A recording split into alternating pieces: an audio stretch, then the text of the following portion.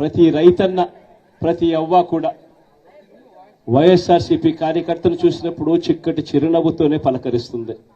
కారణం వైఎస్ఆర్సీపీ ఏదైనా కూడా చెప్పిందంటే చేస్తుంది అన్న నమ్మకం ఈరోజు ప్రతి ఇంట్లో కూడా ఉంది. కాబట్టి ఈరోజు అటువంటి పరిస్థితుల మధ్య ఈరోజు యాదృచ్ఛికంగా విద్యా దీవెన వసతి దీవెనకు సంబంధించి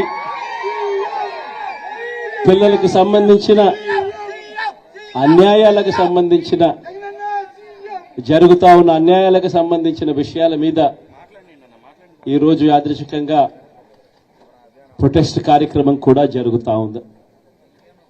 ఈ కూటమి ప్రభుత్వం వచ్చి దాదాపుగా 10 నెలలుగా వస్తూ ఉంది. ఈ 10 నెలల కాలంలో ఎన్నికల వేళ వాళ్ళు చెప్పిన సూపర్ 6లు సూపర్ 7లు అన్ని గాలికి ఎగిరిపోయాయి.